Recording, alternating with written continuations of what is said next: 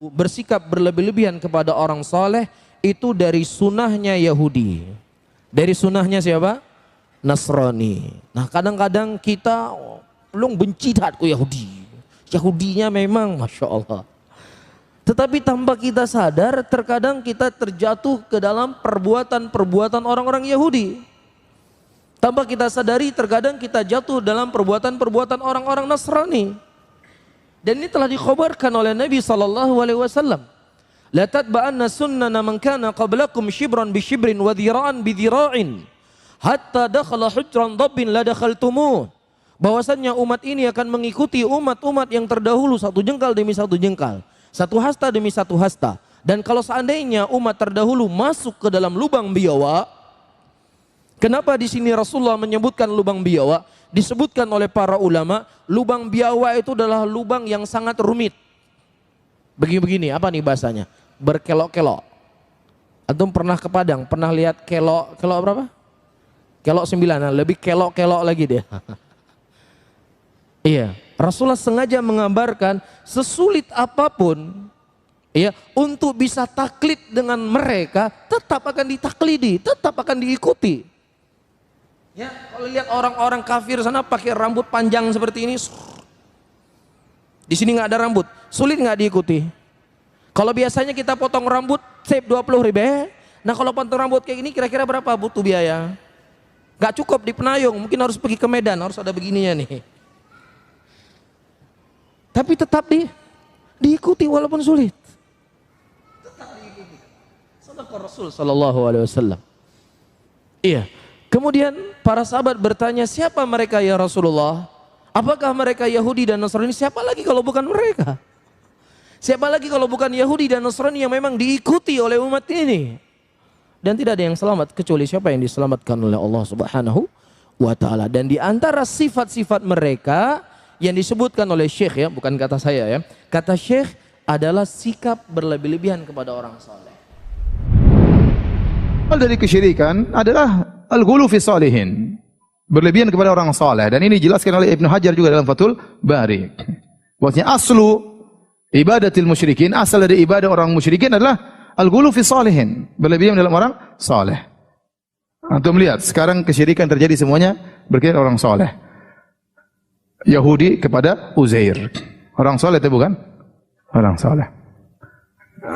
Nasara kepada Nabi Isa, orang saleh itu bukan? Orang saleh. Bahkan kita bicara Lata wal Uzza. Lata adalah orang saleh. Kana yalitu sawiq lil hujjaj. Dulu waktu dia masih hidup dia suka buat adonan makan, dia bagi-bagikan kepada para jemaah haji.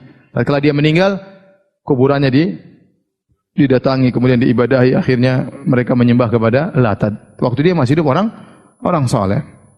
Kita bicara agama yang lain, Buddha. Buddha dulu orang saleh menurut mereka, tidak? Orang saleh, orang baik, punya murid-murid. Akhirnya Buddha disembah oleh generasi berikutnya. Padahal generasi salafnya Buddha tidak menyembah Buddha. Ya. Buddha dahulu tidak pernah menciptakan bumi, tidak pernah menciptakan gunung, tidak pernah menurunkan hujan, tidak pernah. Cuma dia mengajarkan hal-hal yang bijak. Saking solehnya dia, akhirnya pada generasi-generasi berikutnya disembah. Makanya di Universitas Islam Madinah ada seorang mahasiswa jurusan akidah dari Thailand. Dia punya buku tentang Buddha. Dan dia dulu dia di Thailand, entah dia orang Buddha atau sebelumnya, tapi dia punya risalah judulnya tentang agama Buddha. Dan dia jelaskan bahwasanya Buddha di zaman awalnya sahabat-sahabat Buddha tidak ada yang menyembah Buddha. Sebagaimana Nabi Isa, wa kaum Hawariyin tidak ada yang menyembah Nabi Isa. Setelah itu muncul belakang-belakangan baru terjadi gulu terhadap Nabi Isa, ini disembah Nabi Isa alaihissalam. Ya. Sama kita bicara tentang Konghucu, Lao Tse, itu tokoh-tokoh yang mulia menurut keyakinan mereka, akhirnya disembah di kemudian hari. Oleh karenanya asal dari kesyirikan adalah penyembahan terhadap orang-orang saleh. Demikian juga orang menyembah malaikat. Malaikat dianggap saleh, dianggap makhluk yang dekat dengan Allah Subhanahu wa taala, disembah juga. Oleh karenanya benar asal dari kesyirikan adalah berlebihan terhadap orang yang ekstrim terhadap orang saleh ini penyakit yang menyesatkan banyak manusia. Bahkan awal kesyirikan yang terjadi di tengah manusia itu asalnya ekstrim terhadap orang-orang saleh. Kenapa di kaum Nabi Nuh terjadi kesyirikan? Asalnya ekstrim terhadap orang-orang saleh. Jadi orang-orang soleh di tengah kaum Nabi Nuh ini, mereka dikenal dengan kebaikan, menasihati, ya, perhatian kepada umatnya. Ketika mereka meninggal, maka manusia pun sedih dengan hal itu. Ya. Maka mereka membuat gambar-gambarnya.